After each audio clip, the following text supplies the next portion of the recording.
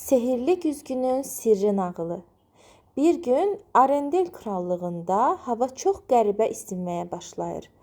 Elza buz sarayının əriməsindən qorxarkən qapı döyülür. Gələn Moanadır.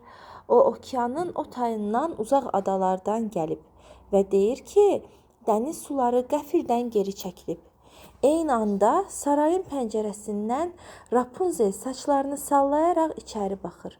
O da meşədəki bütün sehirli çiçəklərin solduğunu xəbər verir. Bu üç güclü qız, Elza, Moana və Rapunzel güclərini birləşdirib problemin mənbəyini tapmaq üçün yola düşürlər. Onlara yol göstərən isə balaca Olaf və Rapunzelin sadiq dostu Buqalamun Paskaldır.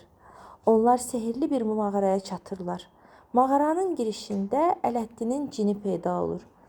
Dayanın, bu mağaraya girmək üçün gərək ürəyinizdəki ən böyük qorxu ilə üzləşəsiniz. Moana okeanın dalğalarını xatırlayaraq mağaradakı alovları söndürür. Rapunzel parıldayan saçları ilə qaranlıq tünelləri işıqlandırır. Elza isə daxili qorxularını məğlub edib titrəyən mağara divarlarını buzla möhkəmləndirir. Sonda onlar mağaranın mərkəzində Gözəl və Bədheybət filmindən tanıdığımız o sehirli qızıl gülü tapırlar. Amma qızıl gül solmaq üzrədir.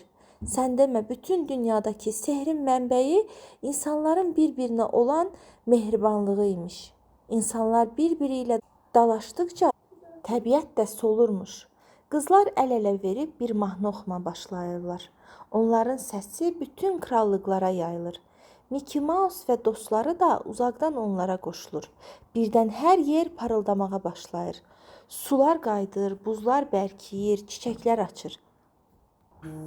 Qızlar mağaradan çıxanda görürlər ki, yolun davamı keçilməz bir cəngəllikdir.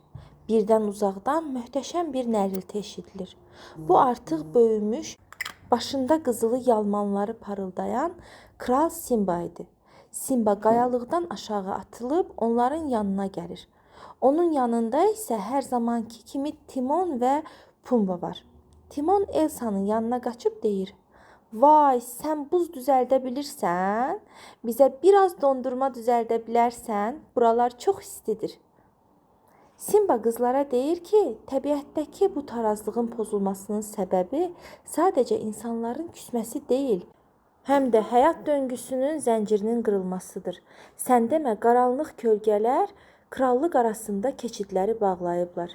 Simba qızları belinə mindirir və onları savannanın ən uca nöqtəsinə, qürur qayasına aparır.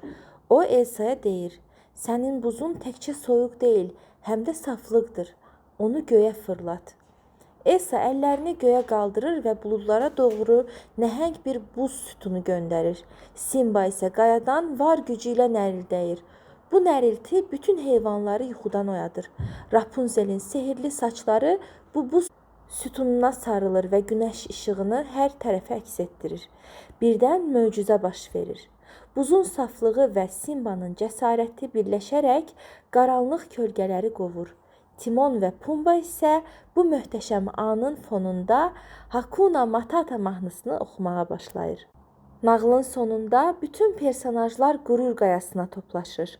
Moana okeandan gətirdiyi balıqları, Simba cəngəllik meyvələrini, Elsa isə hər kəs üçün buzdan hazırlanmış şirniyyatları süfrəyə düzür.